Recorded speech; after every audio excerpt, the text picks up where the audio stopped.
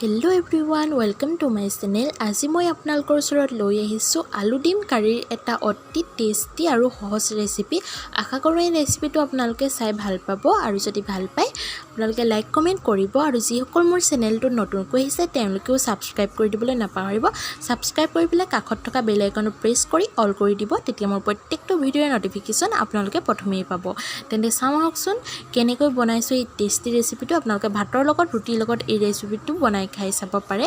মই প্ৰথমে আলু আৰু ডিম লৈছোঁ, গোটেইটা বস্তু ভালদৰে বইল কৰি ল'ব আপোনালোকে। আৰু ডিম লৈছোঁ কেইটামান আৰু এনেকৈ মই অলপ কটাৰীৰে অকণমান কাটি দিম, তেতিয়া কি হয় মছলাখিনি বা তেলখিনি ভালদৰে ভিতৰলৈ সোমাই যায় আৰু টেষ্টি হয় খাবলৈ। আপোনালোকে পাৰিলে এনেকৈ কাটি কাটি ল'ব, তেতিয়া বেছি ভাল হ'ব। বহুত বেছি নহয়, জাষ্ট অলপ এনেকৈ আঁচ দি ল'ম, তেতিয়া বেছি ভাল হয়। আপোনালোকে দেখিছে নিশ্চয় ভিডিঅ'টোত মই কাটি দিয়া নাই, জাষ্ট এডাল আঁচ টাইপত কৰি লৈছোঁ। আৰু আলুখিনি মই অকণমান সৰু সৰুকৈ কাটি ল'ম, বহুত সৰুকৈ নহয়, এনেকৈ মই অলপ ফালি ল'ম, তেতিয়া মানে কি হয় বনাবলৈ সহজ হয়। আপোনালোকে এইদৰে কাটি ল'ব গোটেইখিনি ইনগ্ৰিডিয়েণ্টছ। আপোনালোকে আলু আৰু ডিমখিনি প্ৰথমে বইল কৰি ল'ব, তেতিয়া বেছি ভাল হয়। আৰু এনেকৈ বইল কৰি লোৱাৰ পাছত মই ডিমকেইটা ফ্ৰাই কৰি ল'লোঁ। এয়া দেখিছেনে, একো নিমখ হালধি দিয়া নাই, জাষ্ট তেল অলপ দি পেলাই ফ্ৰাই কৰি লৈছোঁ। এনেকৈ ফ্ৰাই কৰি ল'লে মানে ওপৰত এটা লেয়াৰ আহি যায় আৰু সেই লেয়াৰটো হ'লে মানে মই খাই ভাল পাওঁ, তো ফ্ৰাই কৰি ল'লোঁ। আপোনালোকে যিসকলে এই লেয়াৰটো বেয়া পায় তেন্তে আপোনালোকে ফ্ৰাই নকৰিলেও হ'ব। এতিয়া মই অলপ পিঁয়াজ দি দিছোঁ, পিঁয়াজখিনি অলপ সৰু সৰুকৈ কটা হয় আৰু এইদৰে পিঁয়াজ দি পেলাই মই অলপ ৰঙচুৱা কৰি ভাজি ল'ম। আৰু ভাজি লোৱাৰ পাছত মই নেক্সট ইনগ্ৰিডিয়েণ্টছখিনি দিম। আৰু এইখিনি বনাওঁতে আপোনালোকে গেছৰ ফ্লেমটো মিডিয়ামত ৰাখি বনাব, তেতিয়াহে ভাল হ'ব।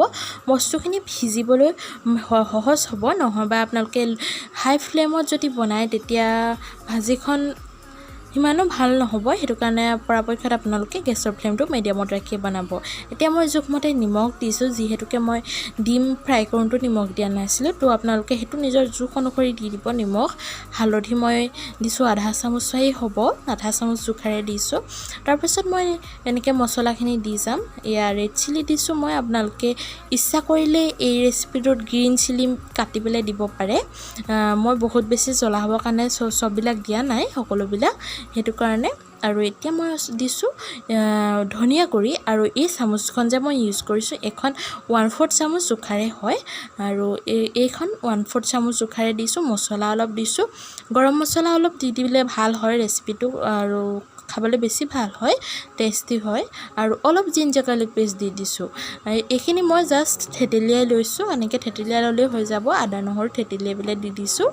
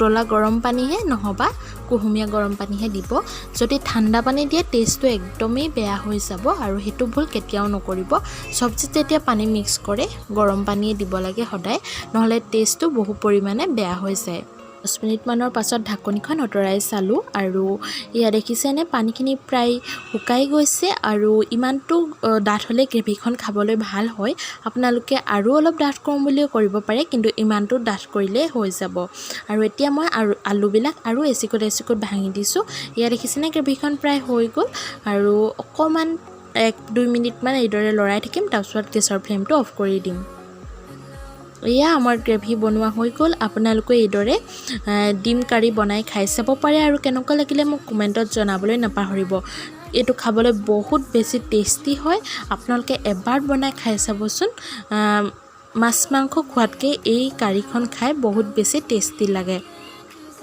আশা কৰো আপোনালোকে এই ৰেচিপিটো ভাল পাইছে আৰু যদি ভাল পায় লাইক কমেন্ট কৰিব যিসকল নতুনকৈ আহিছে তেওঁলোকে সাবস্ক্ৰাইব কৰি দিব আৰু আকৌ এটা নতুন ভিডিঅ লৈ মই পুনৰ আহি আছো আজিলৈ বাই বাই